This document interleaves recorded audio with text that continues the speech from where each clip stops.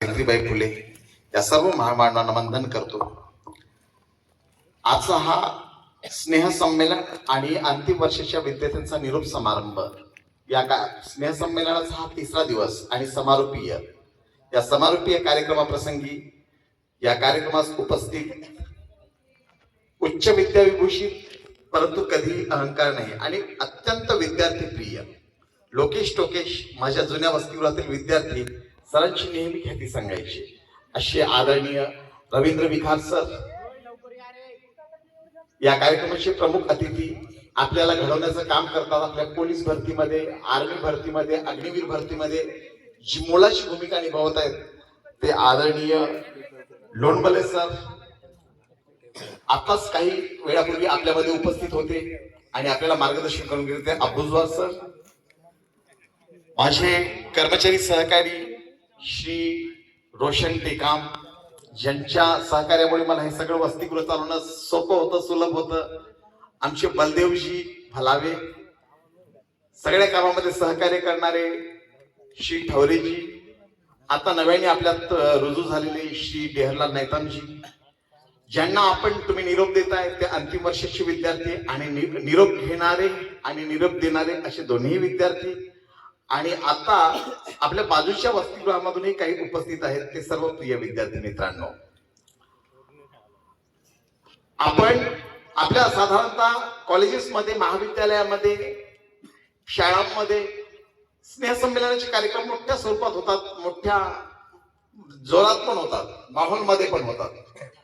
पण आपण पण ही परंपरा चालू केलेली आहे, तुम्ही स्वतः चालू केलेली आहे इकडे किंवा अगोदर ज्यांनी सुरुवात केलेली आहे। आमच्याकडे सर्व वसतिगृहामध्ये, संपूर्ण महाराष्ट्रातील वसतिगृहांमध्ये स्नेह संमेलन होत असतात।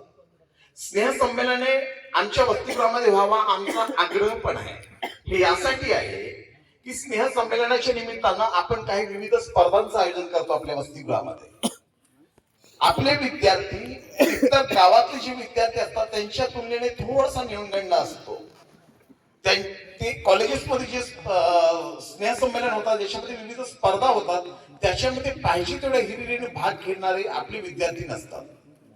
परंतु एक आहे की विद्यार्थी दशा संपल्यानंतर अशी संधी परत येणार नाही। मग स्टेज कधी उपलब्ध होईल, कधी आपल्या कलागुणांना प्रोत्साहित करता येईल, त्यांना वाव देता येईल। मग तो एक मंच आहे की आपल्या वसतिगृहामध्ये जो स्नेह संमेलन होतो या स्नेह संमेलनाच्या प्रसंगी आपली विद्यार्थी आपल्या कलागुणांना विकसित करू शकले पाहिजे, आपल्या कलागुणांना व्यक्त करू शकले पाहिजे। म्हणून मला माहिती आहे मान्यवरांना मी सांगू इच्छितो की आमच्याकडे विद्यार्थी भलेही कमी आहेत सर, परंतु या सर्वांना एक संधी देणं आमचं कर्तव्य आहे। आणि याच्यामध्ये मी आपल्या आदिवासी मुलांच्या शासकीय वसतिगृहामध्ये सरांना कल्पना आहे, सर आमच्याकडे कधीतरी अध्यक्ष म्हणून देखील मार्गदर्शनाला आले होते अशाच कार्यक्रमानिमित्त। तर मी तिथे प्रयत्न करत होतो की मुलांचे आणि मुलींचे वसतिगृहाचे एकत्र कार्यक्रम घ्यावं, त्याच्यामध्ये कोणीतरी अजून सहयोगी कोणी कॉलेज असेल, त्याच्यामध्ये DK महिला महाविद्यालयाचे सहयोगी महाविद्यालय होतं, एका संस्थेचा पण सहकार्य होता आणि या सहकार्यांच्या वतीने आम्ही कुरखेड्यामध्ये पूर्ण तालुका स्तरावर, आंतरविद्यालयीन महाविद्यालयीन स्तरावर काही स्पर्धा घेत होतो आणि हा अनोखा उपक्रम फक्त आम्हीच केला होता, ज्याच्यामध्ये सगळे विद्यालय वेगवेगळ्या विद्यालयामध्ये आम्ही पोहोचत होतो, वेगवेगळ्या कॉलेजेसमध्ये, शाळांमध्ये पोहोचत होतो। त्यांना आम्ही आग्रह करत होतो की आम्ही अशा स्पर्धा आयोजित केलेल्या आहेत, त्या स्पर्धांना आपण अवश्य सहभागी व्हा। त्यांच्या शिक्षकांना, प्राध्यापकांना भेटत होतो आणि आग्रह करत होतो। उद्देश हा आहे की आमच्या ज्या विद्यार्थ्यांची जर भाषण स्पर्धा घेतली किंवा डिबेट कॉम्पिटिशन घेतली, आता आपण बोलताना पाहिलं की आपले विद्यार्थी थोडीशी कचरतात किंवा ठीक आहे विद्यार्थी देशामध्ये बहुतेक विद्यार्थी खूप वक्ते असण्याचं काही कारणही नाही आहे। मग तेव्हा ही संधी कधी मिळेल वेगवेगळ्या कॉलेजेसमध्ये, तिथे त्यांचं जर नाव आहे भाषणामध्ये, तो अग्रणी मुलगा आहे, वादविवाद स्पर्धेमध्ये उत्तम बोलतो, अशा स्पर्धा जेव्हा आमच्या विद्यार्थ्यांसोबत येतील तेव्हा आमच्या विद्यार्थ्यांना अनुकरण करण्याची संधी प्राप्त होईल। आणि तो उद्देश सफल करण्यासाठी अशा स्पर्धांचं आयोजन करत होतो। याच्यामध्ये तिथले विद्यार्थी मोठ्या संख्येने मला मदत करायची, सहकार्य करायचे, सगळ्यांचं सहकार्य भेटायचं। तुम्हाला ऐकून आनंद होईल मित्रांनो, या स्पर्धा ज्या आयोजित करत होतो त्या आम्ही बक्षीस, रोख रकमेची बक्षीस पण देत होतो। याच्यामध्ये प्रथम पारितोषिक 2000, द्वितीय पारितोषिक 1500, नंतर तृतीय पारितोषिक 1000 अशा भाषण स्पर्धा वादविवाद स्पर्धा, गीत गायन स्पर्धा ह्या खुल्या. गीत गायन स्पर्धेमध्ये तर वयाची अट नाही, विद्यार्थी असण्याची अट नाही. ते 60-65 वर्षाचा व्यक्ती असेल तो पण या, ते सुद्धा इथे यावेत असा आमचा आग्रह असायचा आणि यायचे सुद्धा. आणि कार्यक्रम सुरेख व्हायचा, जबरदस्त व्हायचा. आम्ही यावेळेस इथे पण असं करण्याचा विचार होता, जो की थोडासा यशस्वी झाला नाही. परंतु मला आनंद आहे की आपण ब्रह्मपुरीचे जे विद्यार्थी आहात, आमच्या कुरखेडच्या तुलनेने देखील तुम्ही अग्रणी आहात. तुम्ही हा सगळा कार्यक्रम स्वतःहून घडून आणलेला आहे. या कार्यक्रमामध्ये माझं योगदान नाहीच्या बरोबरीत आहे, मी शून्य समजू शकतो. या कार्यक्रमाच्या आयोजनामध्ये, यशस्वीतेमध्ये माझे योगदान 0 आहे. तिकडे मी साधारणतः पूर्ण 100% एफर्ट्स आम्ही लावत होतो. पण इथे मी पाहत होतो की तुम्ही सर्व, जे साहिल दडमल, सौरभ बटे, अनिकेत, बाकी सगळी मंडळी, मी सगळ्यांची नावं नाही घेऊ शकणार मी, पण तुम्ही सगळ्यांनी उत्तम कार्य करण्याचा प्रयत्न केला. त्याच्यामध्ये मी थोडंसं फक्त एक मार्गदर्शकाची भूमिका करत गेलो की ठीक आहे, हे सगळं कार्यक्रम वेळेत झालं पाहिजे, मान्यवरांचे मार्गदर्शन पण झाले पाहिजे. नुसतंच आपण डीजे लावला, डान्स केला तेवढे होणार नाही, हे तुम्हाला सांगत राहिलेलो आहे. तर तुम्हा सर्व मित्रांचं हे जे सगळं तुम्ही करताय, मला खूप आनंद आहे. तुम्ही सर्वजण बोलण्याचा प्रयत्न करताय. आपला शुभम म्हणाला की मी काही जास्त बोलत नाही वगैरे, पण शुभम छान बोलला. आणि काही लोकांना जबरदस्तीने बोलण्याचा आग्रह धरला होता. कधी बोलणार ना, आता नाही तर कधी. हे दिवस निघून जाणार. परत कोण, म्हणजे महाविद्यालयामध्ये काय, MA करताना काय, तुम्ही कॉलेजमध्ये आले नाही आले कोणी विचारत नाही. सर आहेत आपल्यासोबत, सरांना माहिती आहे. सरांचा मला एक आग्रह असायचा की तुमच्या पोरांना पाठवा. पोरं म्हणायचे सर शिकवत नाही, मग जाऊन काय करू, असं होत राहतं आणि तुम्हाला मग परत संधी नाही मिळणार. त्यामुळे मी तुम्हाला काहींना आग्रह धरला होता की तुम्ही मनोगत तरी या निमित्ताने व्यक्त करा.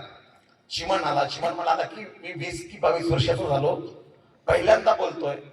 अडखळत होता पण कॉन्फिडंट होता, त्याचे बोटं थरकाप करत नव्हते. उत्तम बोलण्याचा प्रयत्न केला. आपल्याला सगळ्यांना मजा पण आली. शेवट त्याला वेगळ्या स्टाईलमध्ये बोलत होता. तर ही संधी तुम्हाला देण्याचा आमचा प्रयत्न आहे. भविष्यात पण मोठा कार्यक्रम करू असाही प्रयत्न असेल. आपलं जे वसतिगृह आहे, आपण सर्वांनी आपले अनुभव कथन करताना बोलले की वेगवेगळा अनुभव येत गेला. स्वाभाविकपणे वसतिगृह म्हणजे हे समाजाचं एक संक्षिप्त रूप आहे, छोटं एक लघु रूप आहे. याच्यामध्ये समाजातल्या वेगवेगळ्या ठिकाणचे विद्यार्थी येणार, वेगवेगळ्या स्वभावाचे विद्यार्थी येणार. कोणीतरी थोडासा बदमाश असणार, कोणीतरी मृदू असणार, कोणीतरी कठोर असणार, कोणीतरी शिविशाप करणारा विद्यार्थी असू शकतो, कोणीतरी अत्यंत शांत, मोहन सारखा शांत विद्यार्थी असू शकतो. तर ह्या सर्व विद्यार्थ्यांचा संगम म्हणजे वसतिगृह. म्हणजे समाजाचं जेव्हा लघुरूप आहे वसतिगृह, तेव्हा तुम्ही इथे जेव्हा घडता, वसतिगृहामध्ये घडता, तेव्हा तुम्ही समाजातल्या कुठेही जाऊन कुठेही तुम्ही सर्वाइव्ह करू शकता. कोणत्याही वातावरणामध्ये तुम्ही समरस होऊ शकता. आणि ते समरस होण्याची सक्षमता प्रदान करते ते वसतिगृह. कारण बरीच मुलं जे असतात ना, जे आपल्या घरी नुसत्या लाडाने प्रेमाने वाढलेले असतात, या पोरांना कधीतरी समाजामध्ये जेव्हा संघर्ष होतो, संघर्षामध्ये ते टिकू शकत नाही. मग अंतिमता कधीतरी त्यांना आत्महत्येचा प्रयत्न करावा लागतो किंवा आत्महत्या करण्याची वेळ येते त्यांच्यावर. ही पाळी तुमच्यावर कधी येणार नाही, कारण की तुम्ही रॅगिंग पण पाहिलेली आहे, इंट्रो पण पाहिलेला आहे, थोडासा त्रास पण पाहिलेला आहे ना सॉन्ग. पण मी साधारणतः बरं, या इंट्रोला किंवा रॅगिंगला मी प्रतिबंध, मी जेव्हा आलो बोलले की अगोदर असं काय ते होत होतं, मला वाटतं या वर्षातले विद्यार्थी असं नाही म्हणणार, कारण की मी त्याला प्रतिबंध घातला. मला असं अपेक्षित आहे की आपण एका घरचे, आपलं एक कुटुंब आहे आणि कुटुंबामधला मी एक पालक आहे आणि तुम्ही सर्व कोणीतरी छोटे बंधू आहे, कोणीतरी मोठे बंधू आहे. तेव्हा इथं जे वातावरण असेल, स्वाभाविकपणे आपण आपल्या कुटुंबामध्ये वडिलांना आदर करतो, आपल्या मोठ्या भावांचा आदर करतो. मोठ्या भावाला बेमणणं एक चांगल्या संस्कारित कुटुंबामध्ये नसतं. तसंच अपेक्षित आहे की ते मोठ्या भावांचा लहानांनी आदर केलाच पाहिजे, अवश्य केला पाहिजे, तो माझा आग्रह आहे. परंतु मोठ्यांनी लहानांना जाणीवपूर्वक त्रास देणं हे मला अजिबात आवडणार नाही आणि मी ते करू पण देणार नाही. आणि त्याची सुरुवात यावर्षी झालेली आहे. तर तुम्हाला अंदाज येतोय की मला अपेक्षित आहे हे कुटुंब शांतता प्रिय आणि कौटुंबिक जिव्हाळा, प्रेम, आपुलकी असणारे हे वसतिगृह असायला पाहिजे. नुसते वसतिगृह नाही, हे घर आहे. हे इतर लोकांना पाहिल्यानंतर आश्चर्य वाटायला पाहिजे की वसतिगृहामध्ये देखील असं घरासारखं वातावरण असू शकतं का एका शासकीय वसतिगृहामध्ये. तर ते वाटलं पाहिजे, कारण की एकेकडे आपल्या वसतिगृहाची इमेज ओळख कशी आहे ना, फक्त आपण डिमांडिंग आहोत, फक्त मागणी करतोय. चळवळी करतो, मोर्चे करतो. मला कुरखेड्यामध्ये म्हणायचे की ते हॉस्टेल का जे बदमाशी करतात तेव्हा हॉस्टेल का, ते मारामारी करतात बोला. हा आम्ही ते जात होतो, मस्त खात होतो. आमचे मित्र होते, आम्हाला जेवण बोलवायचे, ताट आणायचे, आम्ही जेवण करायचो. तर फक्त आपली ती ओळख नसावी, आपली ओळख ही वेगळी ओळख असायला पाहिजे. तुम्ही सगळ्यांनी इथे राहताना, इथे तर वातावरण सगळं चांगलंच आहे. या अगोदरचे रणजित खंडाते सर थोड्या कडक स्वभावाचे असतील, पण त्यांनी शिस्त निर्माण केली होती. तुलनेने त्यांच्यापेक्षा माझा मृदू स्वभाव आहे, मला कडक राहायचं पण नाही आहे. कारण की मी तुमचा पालक म्हणून सगळ्या गोष्टी तुम्ही माझ्याशी शेअर करू शकला पाहिजेत, असं मला अपेक्षित आहे. आपण विद्यार्थी मित्रांनो, तुम्हाला कल्पना आहे की एखादी सायकल किंवा एखादी मोटरसायकल असेल, ती आपण जर नुसती पडीत ठेवली तर ती नवीन असूनही खराब होईल. तसंच आहे, कधीतरी तुम्हाला कोणाला वाटू शकतं की मला तेवढं काही डोकं नाही आहे, मी काही खूप हुशार नाही आहे, असं कुणाला वाटू शकतं. परंतु ते तसं नसतं. सगळ्यांना सारखाच मेंदू आहे, सगळ्यांच्या मेंदूचं जवळजवळ सारखं आहे. मग तुम्हाला मेंदू आहे, जर मेंदू नसता तर तुम्ही ते मानसिक रुग्ण वगैरे असतात. मग मेंदू तर सगळ्यांना सारखा आहे. मग याला कसं होतं की जसं मोटरसायकल आपण जर नियमित वापरात ठेवली तर त्याची सर्व्हिसिंग होत राहणार, सर्व होत राहणार, आणि मोटरसायकल 20-30 वर्ष पण चांगली चालू शकते. काही लोकांची एक्सपायर झाले तर भरपूर वर्ष चालवतात. तसंच विद्यार्थी मित्रांनो, तुम्हाला तुमच्या मेंदूला खत पाणी घालायचं आहे, म्हणजे तुम्हाला अभ्यास करायचा आहे. तुम्ही अभ्यास करत गेलात की सामान्य बुद्धिमत्तेचा विद्यार्थी खूप चांगला विद्वान विद्यार्थी होऊ शकतो. डॉक्टर बाबासाहेब आंबेडकर मूळतः खूप अत्यंत हुशार विद्यार्थी नव्हते, पण त्यांनी तळमळीने अभ्यास केला. अभ्यास करताना जसं जसं मोठे होत गेले तसं तसं समाजामध्ये जो स्पृश्य असा कलंक होता, त्यांच्यावर जे अन्याय होत होते ते अन्याय त्यांना पाहवले नाही. मग त्यांनी निर्धार केला की मी विद्वान होईल, उच्च शिक्षित होईल, आणि या देशामध्ये जी ही विचित्र पद्धती आहे ही सगळी मी बदलवून टाकेन. आणि त्यांनी क्रांती घडवून आणली, समाजामध्ये बदल घडवून आणला. तर हे बदल घडवण्याचं सामर्थ्य सर्वांमध्ये आहे. महात्मा गांधीजी कधीही कुशाग्र बुद्धिमत्तेचे अजिबात नव्हते, पण महात्मा गांधीजींनी देशाला स्वातंत्र्य प्राप्त करून दिलं. आपले ते राष्ट्रपिता आहेत. तर हे सगळं आपण करू शकतो. एक तुम्हाला मी उदाहरण सांगतो. एका वर्गामध्ये एक शिक्षक गणित शिकवायचे. गणित शिकवताना नेहमी द्यायचे गणित आणि विद्यार्थ्यांना सोडून घ्यायचे. आता त्यापैकी बहुतेक विद्यार्थी सोडवायचे, काही विद्यार्थी कधी कधी चुकायचे, पण एक विद्यार्थी असा होता हा नेहमीच चुकायचा, कधीच त्याचं गणित चांगलं बनायचं नाही. मग त्याला सर नेहमी, अगोदरची पद्धती होती की चुकलं की छडी मारायची, त्याला हात पुढे केला की छड्या मारायची. असं नेहमी मारता मारता सरांना पण वीट आला, अरे याला काय, हा माणूस आहे का काय, मुलगा आहे का काय, का खोका आहे का डोका आहे. त्यांनी एकदा हाताकडे जरा निरखून पाहिलं तेव्हा त्यांच्या डोक्यात काहीतरी पेटलं. ते त्याला मारले नाही, म्हणले ठीक आहे तू बसून जा. आता सगळ्यांना मारले पण त्यालाच मारलं नाही. आता तो तर रोज मार खाणारा. त्याला प्रश्न पडला, सर मला आज का बरं नाही मारलं, माझ्या हाताकडे पाहिले, थोडा पाहतच राहिले आणि मला मारले नाही.